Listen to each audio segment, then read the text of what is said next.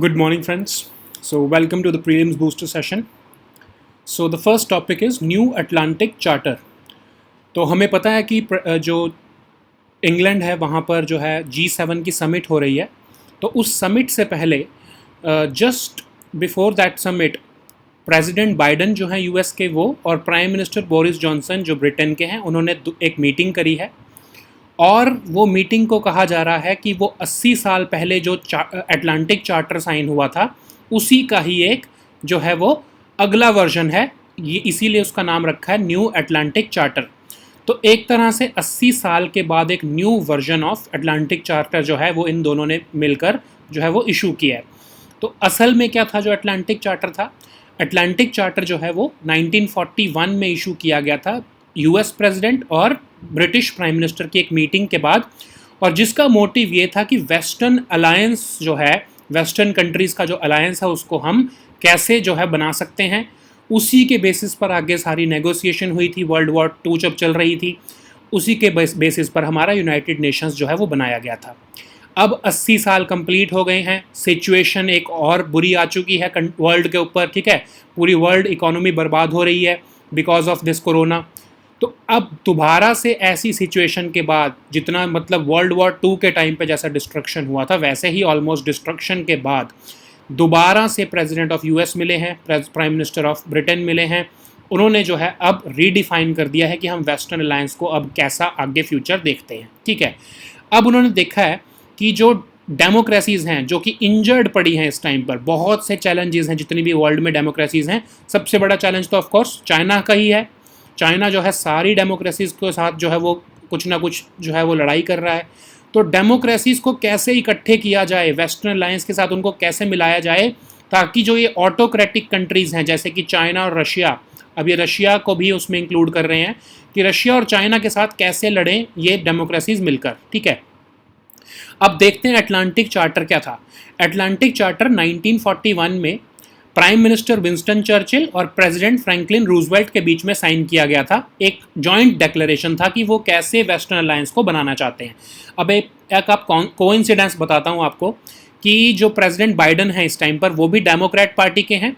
ठीक है, और जो उस टाइम पर प्रेसिडेंट यूएस के थे फ्रैंकलिन रूजवेल्ट जी वो भी डेमोक्रेट पार्टी के थे. ठीक है, और जो ब्रिटिश प्राइम मिनिस्टर अभी हमारे बोरिस जॉनसन हैं वो भी कंजर्वेटिव पार्टी के हैं. और जो उस समय के विंस्टन चर्चिल जो प्राइम मिनिस्टर थे ब्रिटेन के वो भी कंजर्वेटिव पार्टी के थे. ठीक है, अब इसमें कुछ मीनिंग नहीं है बट ये कोइंसिडेंस है कि हाँ वो सेम पार्टी के ही लीडर्स जो हैं वो दोबारा अब जो है वो एक न्यू अटलांटिक चार्टर को साइन कर रहे हैं. तो एक तरह से हिस्ट्री रिपीट हो रही है इस बार भी. ठीक है, अब इसको साइन किया गया था प्लेसेंटिया बे में जो कि कनाडा में है. ठीक है, अब इसके अंदर स्टेटमेंट जो थी उस टाइम पर जो अटलांटिक चार्टर इशू किया था उसमें क्या क्या कहा गया था. सबसे पहला तो कहा गया था कि कोई भी नेशन जो है एग्रेंडिजमेंट नहीं चाहेगा. ठीक है, एग्रेंडिजमेंट क्या होता है? आप अपनी पावर नहीं बढ़ाओगे इतनी ज़्यादा कि आप दूसरे को थ्रेटन करने लगो. फिर कोई टेरिटोरियल चेंजेस नहीं होने देंगे. ठीक है, टेरिटोरियल चेंजेस मतलब कि कोई देश दूसरे के ऊपर कब्जा नहीं करेगा. फिर लोगों के पास अपना राइट होगा कि वो अपनी गवर्नमेंट को खुद चूज़ कर सके. एक तरह से डेमोक्रेसी की बात हो रही है.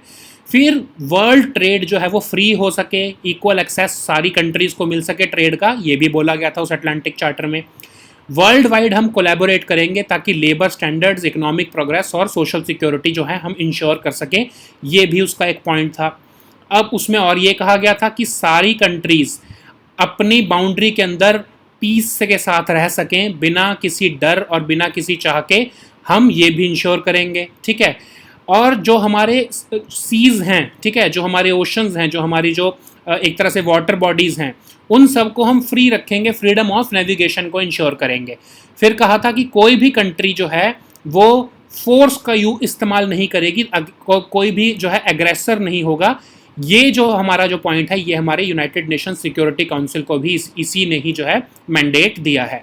ठीक है, फिर ये अटलांटिक चार्टर जो प्रेसिडेंट रूजवेल्ट और प्राइम मिनिस्टर चर्चिल के बीच में साइन हुआ था उसको धीरे धीरे और कंट्रीज़ ने अडॉप्ट किया, और उसी को ही जो है यूनाइटेड नेशंस जो है उसी एक समझ लो मैंडेट के हिसाब पर, अटलांटिक चार्टर के ही जो है विजन के हिसाब से यूनाइटेड नेशंस को बनाया गया.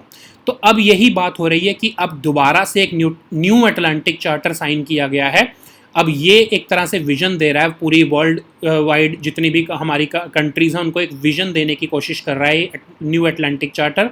चैलेंजेस डिफरेंट हैं। पिछली बार चैलेंज जो था सबसे बड़ा उस टाइम पर नाजी जर्मनी था, ठीक है, उसके बाद सोवियत रशिया हो गया था, लेकिन इस टाइम पर सबसे बड़ा चैलेंज सबके लिए चाइना है, ठीक है। तो ये जो न्यू अटलांटिक चार्टर है, आप इसमें देखोगे इसका टेक्स्ट तो आपको देखने में ही सही पता लग जाएगा कि चाइना को ही टारगेट करने के लिए साइन किया गया है।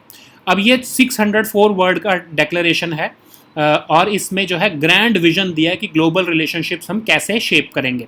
अब इसके अंदर का है डेमोक्रेसी, ओपन सोसाइटीज़ और हम rules based order, world order को हम जो है लाना चाहते हैं। शेयर्ड सेंस ऑफ वैल्यूज़ की बात की जा रही है कि सब जो है कि शेयर्ड इंटरेस्ट और शेयर्ड सेंस ऑफ वैल्यूज़ होंगी, डेमोक्रेसी, ओपन सोसाइटी और रूल्स बेस्ड वर्ल्ड ऑर्डर, ठीक है। अब इसमें एक तरह से अब आप देख रहे हो ना कि ये डेमोक्रेसीज़ की ही बात कर रहे हैं, डेमोक्रेसी को साथ लेके चलने की बात कर रहे हैं, जितनी भी वर्ल्ड में डेमोक्रेसीज़ हैं इसी के ही बेसिस पर जो है वो जो हमारी अथॉरिटेरियन फोर्सेज हैं जैसे कि चाइना, उनके खिलाफ जो है एक मतलब अलायंस बनाने की कोशिश की जा रही है।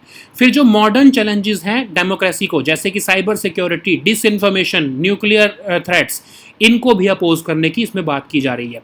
अब डिसइंफॉर्मेशन कैसे थ्रेट है? जो डेमोक्रेसीज होती हैं उसमें फ्रीडम ऑफ स्पीच होता है, ठीक है। अब फ्रीडम ऑफ स्पीच का ही इस्तेमाल करके कुछ जो डेमोक्रेसीज के जो दुश्मन हैं वो उसी फ्रीडम ऑफ स्पीच का इस्तेमाल करके उन्हीं डेमोक्रेसीज के खिलाफ काम करते हैं।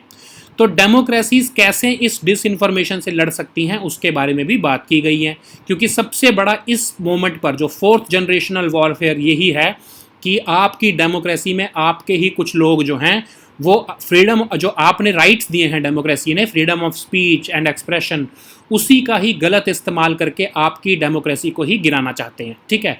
तो उसको भी जो है ख़त्म करने की, उसको डिसइंफॉर्मेशन से फाइट करने के लिए भी इसमें विजन दिया गया है।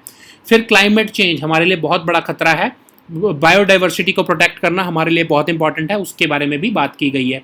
इसमें कोई डायरेक्ट मेंशन नहीं है चाइना का, पूरे 604 वर्ड का जो चार्टर है इसमें एक बार भी चाइना का मेंशन नहीं किया गया है, लेकिन अब आप देख रहे हो सारी ये चीज़ें जो है चाइना से ही रिलेटेड हैं। इसमें debt transparency, freedom of navigation और इनोवेटिव एज जो वेस्ट की है उसको प्रोटेक्ट करने की बात की जा रही है। तो ऑफकोर्स ये सारी चीज़ें जो है चाइना को टारगेट करने के लिए ही डाली गई हैं, ठीक है। अब now let us see this topic in English. New Atlantic Charter. So President Biden and Prime Minister Boris Johnson has signed this New Atlantic Charter.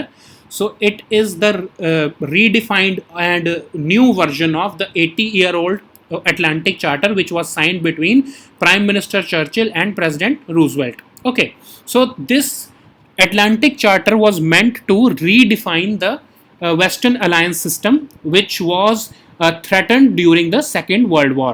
So now this New Atlantic Charter is giving another form of energy to this Western Alliance, and it wants to accentuate the growing, it wants to accentuate the power of Western Alliance and to tackle this growing divide between battered democracies. Now, what is the meaning of battered? Battered means injured. So, democracies have been injured by the emergence of these autocratic countries like Russia and China. So, this New Atlantic Charter, this is basically asking all the democracies under the umbrella of Western Alliance to fight these rival forces of autocratic countries. Okay, so now let us see the background of Atlantic Charter. It was signed between Winston Churchill, who was the Prime Minister of UK, and President Franklin Roosevelt, who was the Prime Minister, who was the President of USA. Okay, so it was signed in Canada, and based upon this Atlantic Charter, United Nations was formed. This Atlantic Charter gave the vision for the formation of United Nations. So now let us see what were the common aims of Atlantic Charter. So initially it was thought that no country would engage in aggrandizement. Aggrandizement means increasing your power or status. Okay, so nobody would be so big so as to threaten the other country, and there would be no territorial changes. No country would forcibly acquire the territories of another country. Every people, all the people in this world would have a right to choose their own form of government. So basically democracy was promoted. Okay, So now another point was that every state party to this every state who is a party to this global community will have equal access to trade and raw materials.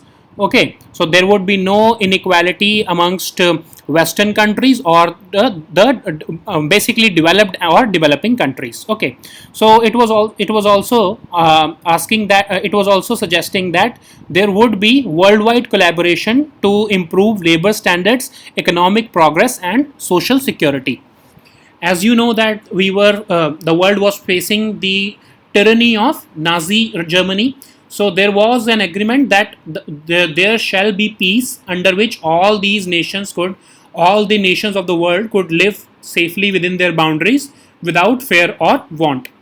There was also a clause in which it was proclaimed that the seas or the oceans should be free and there should be freedom of navigation.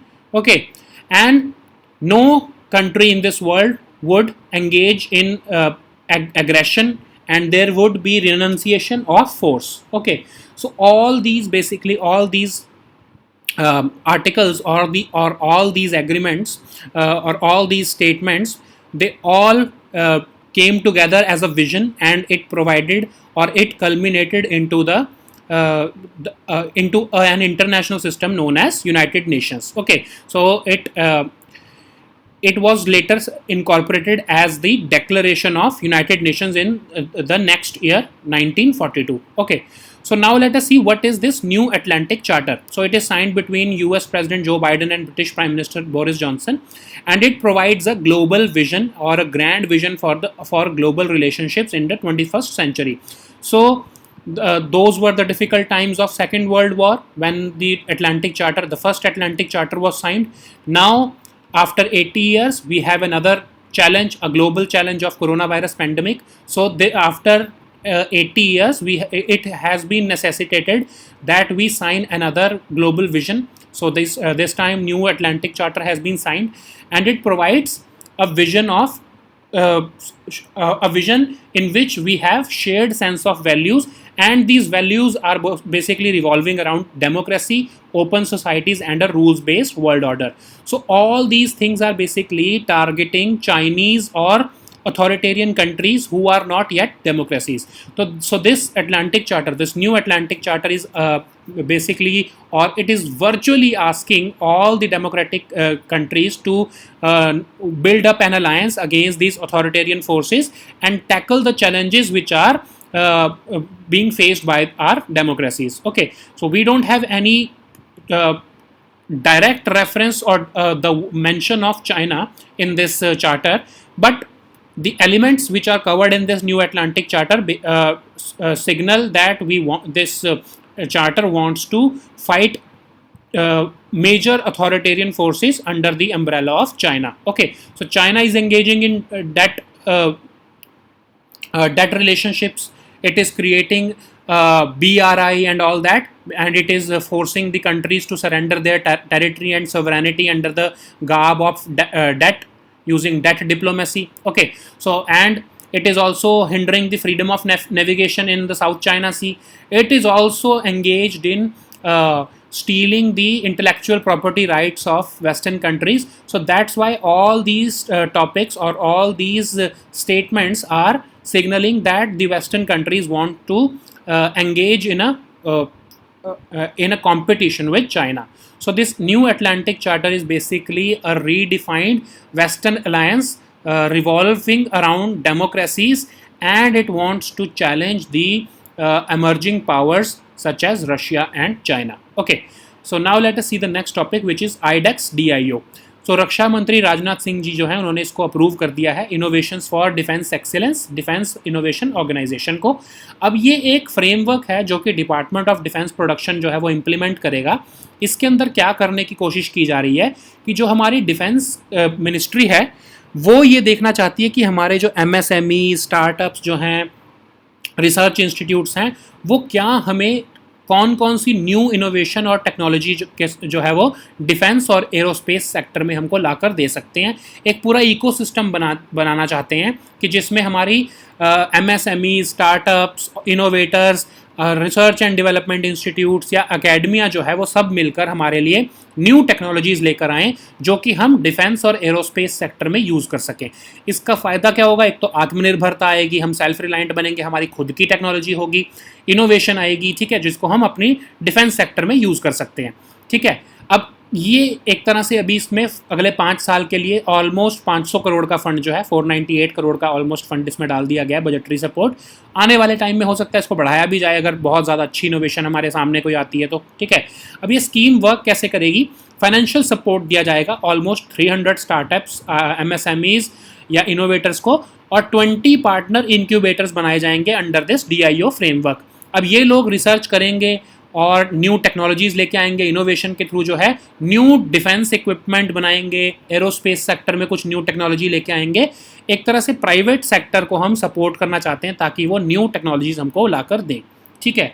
इससे क्या होगा? Innovation ecosystem बढ़ेगा India में, फिर जो है rapid development होगी, new इंडिजनाइज्ड हमारी खुद की सेल्फ मेड हमारी जो एक तरह से टेक्नोलॉजी आएगी, और हमारा इंडियन डिफेंस और एरोस्पेस सेक्टर एक तरह से सेल्फ रिलायंट हो जाएगा, ठीक है। Now let us see this topic in English, IDEX DIO। So Raksha Mantri Rajnath Singh ji has approved budgetary support of almost 500 crore for this programme.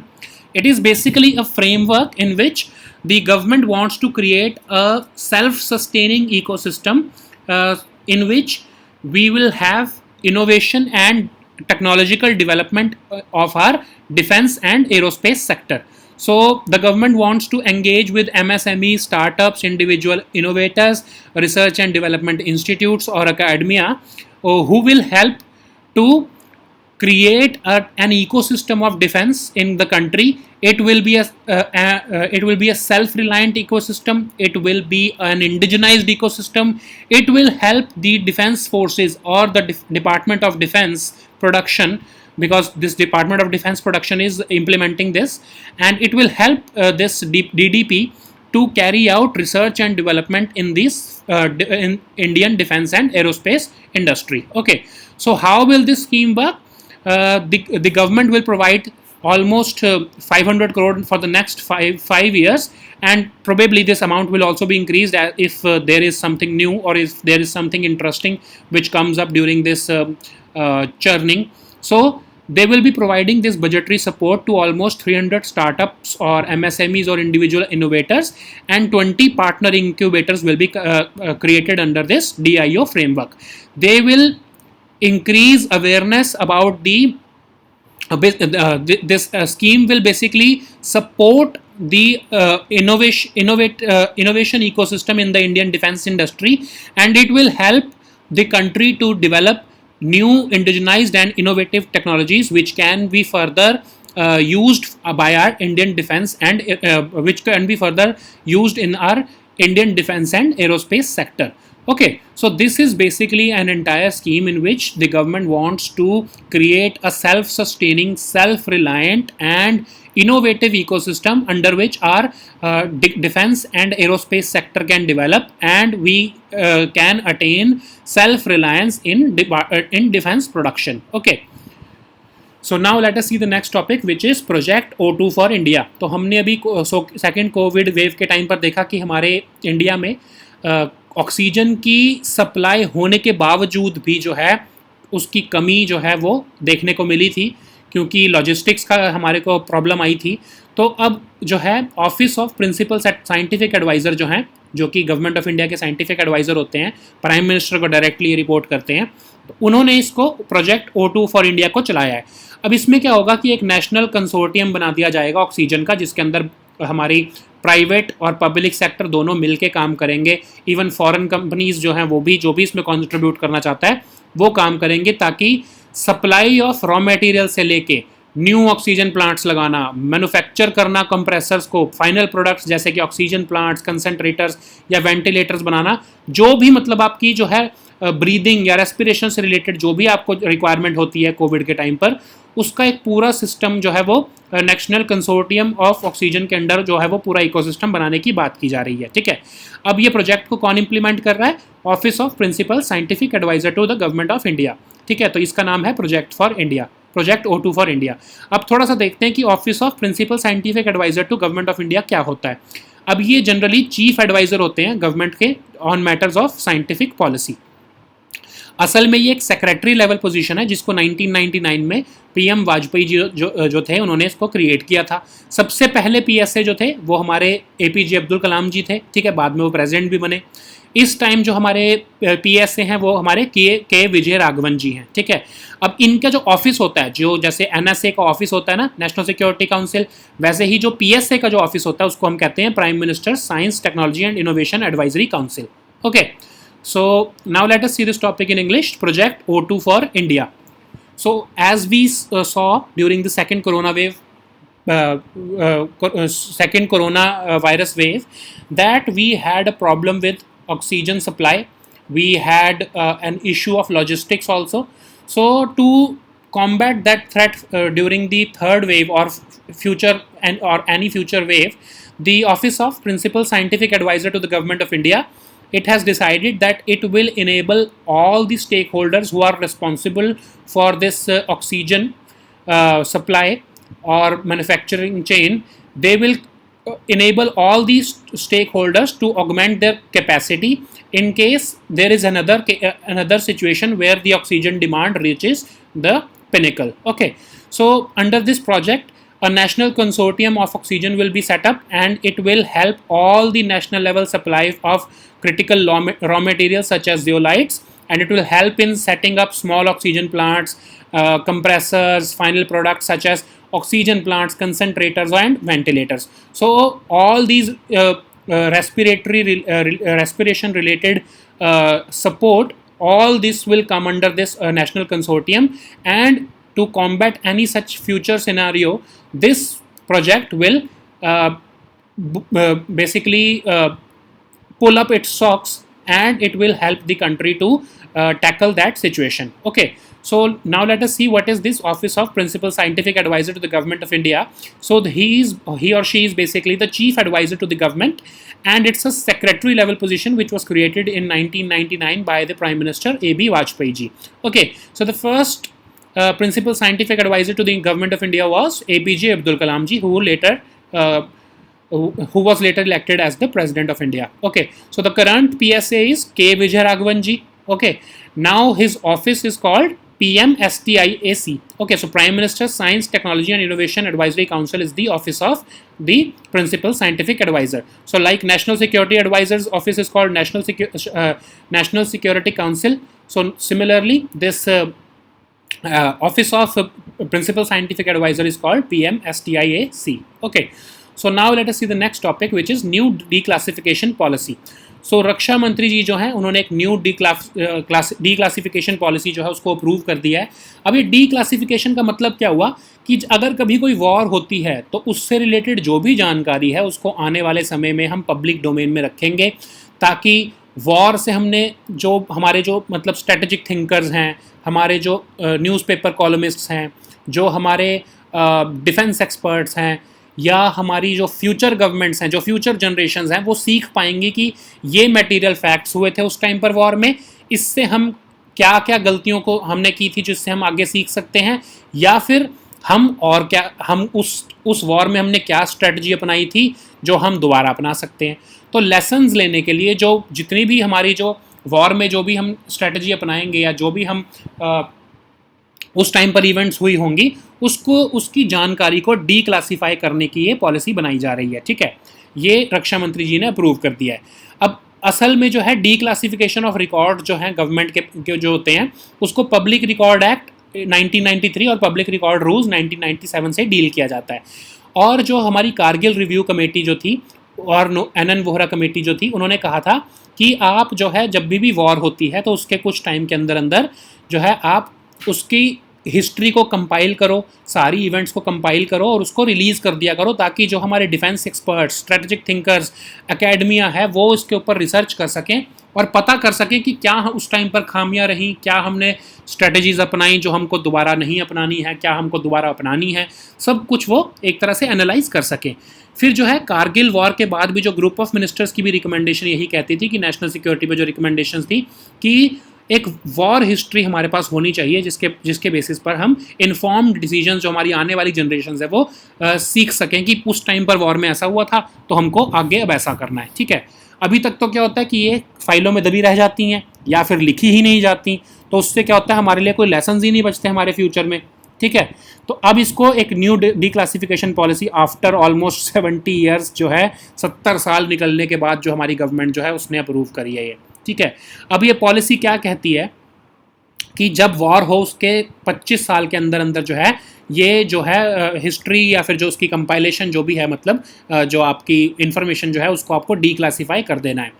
अब और जो वॉर जो 25 साल से पुरानी है उसको आर्काइवल एक्सपर्ट्स या जो हिस्ट्री डिपार्टमेंट में हैं या फिर जो नेशनल आर्काइव्स ऑफ इंडिया में जो भी उसके हमारे पास आंकड़े पड़े हैं या उसकी जो इन्फॉर्मेशन पड़ी है उसको कंपाइल करना शुरू कर दो। ठीक है, फिर अब इसमें एक्सेप्शंस दिए हैं, कुछ ऐसी जो हैं वो सेंसिटिव इन्फॉर्मेशन है जैसे कि 1962 की जो चाइना वॉर थी, फिर जो हमारा 1984 का ऑपरेशन ब्लू स्टार था, उसमें से कौन कौन सी चीज़ें जो है वो डीक्लासीफाई करनी है और कौन सी नहीं करनी है उसके ऊपर एक कमेटी ही फैसला लेगी। सारा करना भी है या नहीं करना ये कमेटी फैसला लेगी।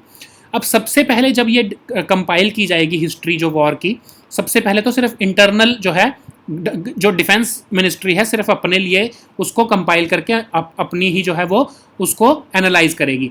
अगर कमेटी को ये लगता है कि हाँ इसको पब्लिक डोमेन में निकाल देना चाहिए, हमको कोई नुकसान नहीं होगा, बाद में फिर उसको पब्लिकली भी रिलीज़ किया जा सकेगा। ठीक है, अब ये कमेटी कैसे फंक्शन करेगी ये भी देख लेते हैं। जो कमेटी बनाई जाएगी, ठीक है, जो डिसाइड कर रही है सारा फैसला, अब ये कमेटी जो है जिसमें जॉइंट सेक्रेटरी जो है मिनिस्ट्री ऑफ डिफेंस के वो इसको हेड करेंगे। फिर इसमें बहुत सारे जो रिप्रेजेंटेटिव्स जो हमारे आर्म्ड फोर्सेस के हैं वो भी इसके अंदर होंगे। फिर ministry of external affairs, ministry of home affairs और अदर ऑर्गेनाइजेशंस जो हैं और जो जैसे प्रोमिनेंट मिलिट्री हिस्टोरियंस होते हैं वो भी इसका पार्ट होंगे। वो ये मिलकर एक कमेटी बनाएंगे और हिस्ट्री डिवीजन को कहेंगे कि आप जो है सारे डिपार्टमेंट्स के साथ मिलके कंपाइल करो और ये पब्लिश करो हिस्ट्री जो भी हमारी इस टाइम पर जो इवेंट्स हुई हैं उससे हमने क्या सीखा है, हमने क्या क्या स्ट्रेटजीज अपनाई थी, उन सबको आप पब्लिश करो। अब ये हिस्ट्री डिवीजन जो है हमारी मिनिस्ट्री ऑफ डिफेंस के अंदर ही होता है, इसको जान के बनाया गया है कि ये एक तरह से कंपाइल करके रख सके कि क्या क्या हमारे साथ इवेंट हुए थे किसी भी वॉर में और हमारे क्या क्या फैसले लिए गए थे। ये बेसिकली अभी वही काम कर रहा है जो कि एक तरह से इंटरनल वर्क करता है अभी ये। ठीक है, अब इसमें टाइम लाइन्स भी दी हैं कि जब भी वॉर होगी तो उसके 2 साल के अंदर अंदर जो है with in 2 years of completion of war and operations आपको ये कमेटी को ये जो है ये काम करने के लिए कहना पड़ेगा, एक जो है कमेटी को बनाना पड़ेगा गवर्नमेंट को। ठीक है, फिर जब ये कमेटी बनने के 3 साल के अंदर अंदर जो है ये रिकॉर्ड्स और कंपाइलेशन जो है उसको कंप्लीट करना पड़ेगा। और पहले तो जो है internal consumption ministry of defence के लिए, और अगर कमेटी को ये लगता है कि इसको पब्लिक रिलीज़ करना चाहिए तो इसको बाद में पब्लिकली रिलीज़ भी कर दिया जाएगा। ठीक है, अब इसकी सिग्निफिकेंस क्या है, क्यों हमको इसका फ़ायदा ऐसा करके, जैसा मैंने आपको बताया एक तो एकेडमिक रिसर्च में काम आएगा। फिर सबसे बड़ा इंपॉर्टेंट चीज़ क्या है, अभी क्या होता है कि र्यूमर्स बहुत फैल जाते हैं कि ऐसे उस टाइम पर वॉर में ये हुआ था, उस टाइम पर वॉर में ये हुआ था, जिससे क्या होता है कि एक तरह से टेंशन आ सकती है हमारी सोसाइटी में। ठीक है, क्योंकि झूठ जब फैलाया जाएगा हमारी वॉर के बारे में, हमारी मिलिट्री के बारे में, तो कुछ टेंशन आ सकती हैं हमारी सोसाइटी में भी और कुछ रिलेशंस में भी जो हमारे नेबर्स के साथ या फिर फॉरेन कंट्री के साथ रिलेशन है। तो उन सब र्यूमर्स को फैक्चुअली काउंटर करने के लिए ये काम किया जा रहा है। ठीक है, सो इट्स अ बहुत इंपॉर्टेंट चीज़ थी है, इसको बहुत पहले कर देना चाहिए था। अब ये बहुत साल ऑलमोस्ट 70-75 साल बाद, एक तरह से 75 साल हो जाएंगे हमको अगले साल, उस इतने टाइम बाद इसको अब जो है डिसीजन लिया गया है। ठीक है, so now let us see this topic in English, new declassification policy. So Raksha Mantri Rajnath Singh ji has approved this policy of archiving, declassifying, compiling and publishing the war and operations history of the Ministry of Defense.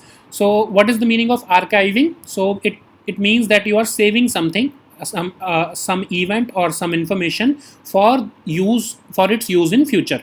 Okay, so like you make notes, you archive those notes. Okay, so it is basically when the government of India or when our military will engage in any war, it will, after that war gets completed, the government will compile all the notes related to the events, the strategies adopted, how it went, how it was helpful, how it was not helpful, everything related to that war will be archived and later on it will be declassified so that public can also see that information. Okay, and it will be compiled and published in certain cases. Okay, so declassification of very old wars such as 1962 war will not be automatic, and it will be taken up only after a committee which will be formed under the joint secretary of Ministry of Defense.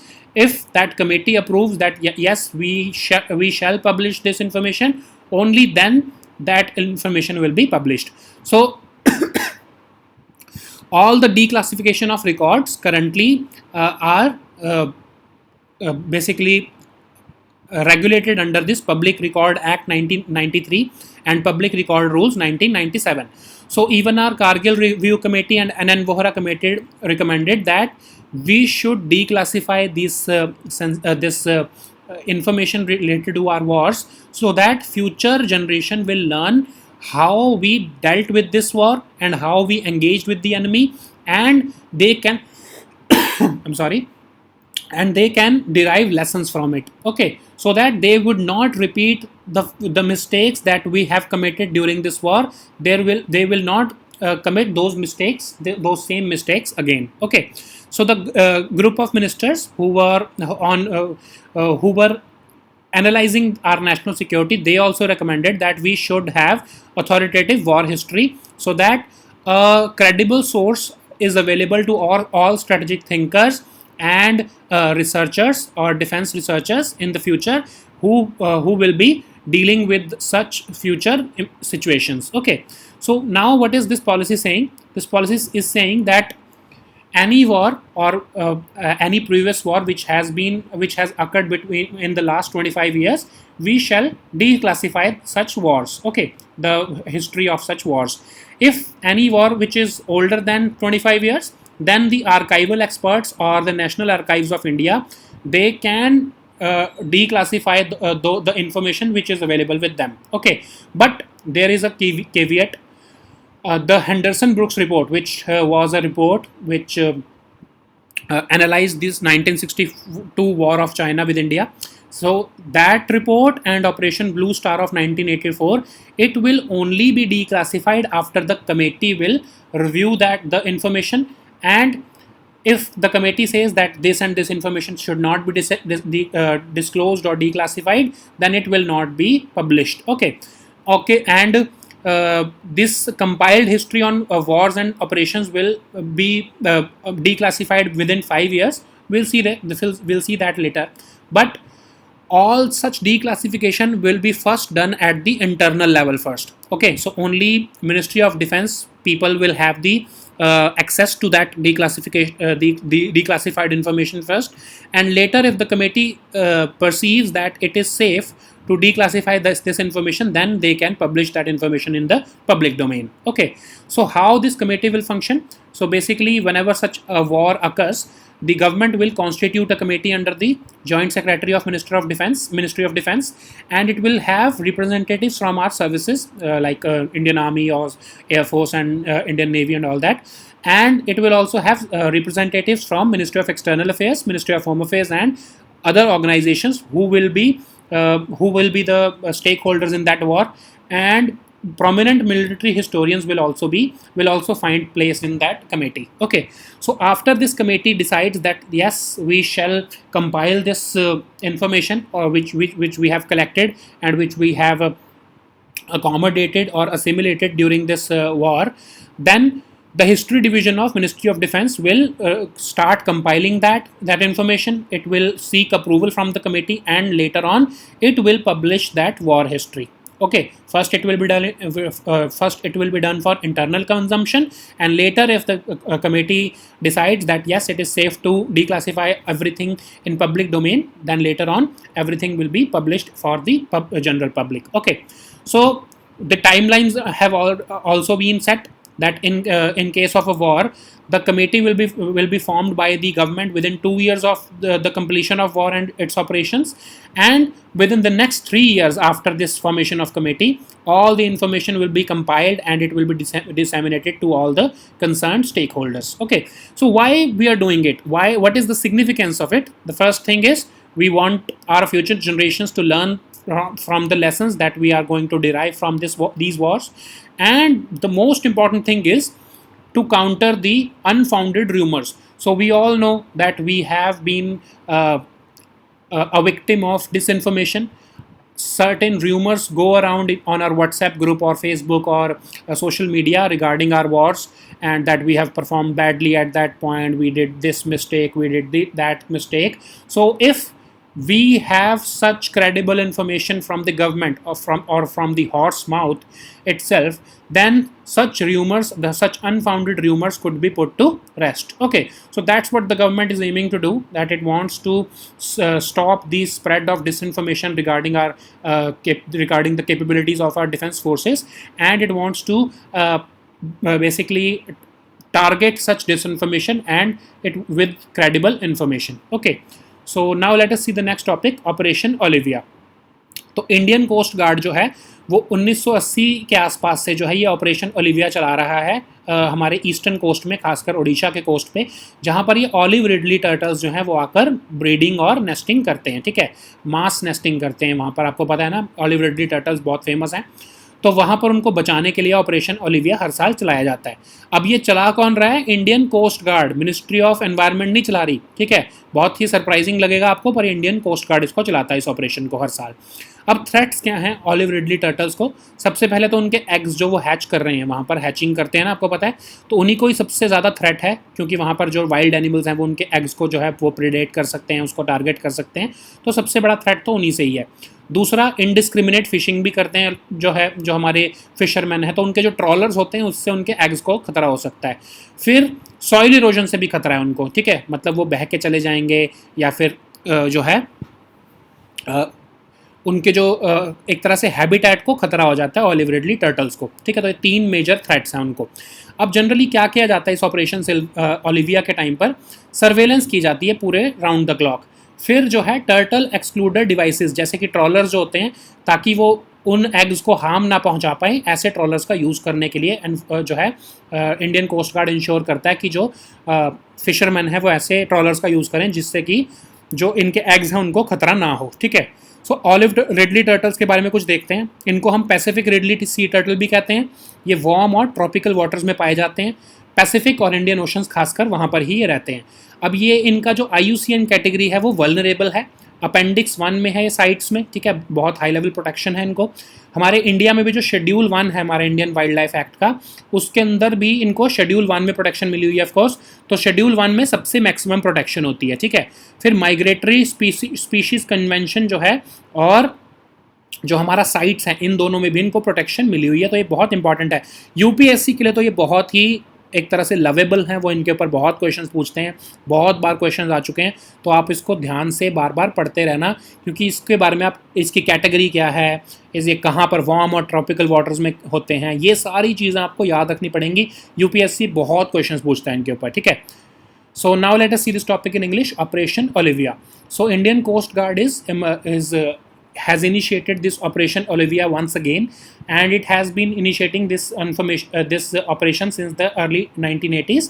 And this operation basically aims to protect these olive ridley turtles from various threats that they are facing along the Odisha coast when they come for mass hatching. Okay, so what are these threats? So the first basic threat is the threat to their eggs, which they hatch during their breeding and nesting season, and they have a threat to their eggs from dogs and wild animals. Also, the trawlers used by fishermen, they can also target these eggs which are laid down by these olive ridley turtles.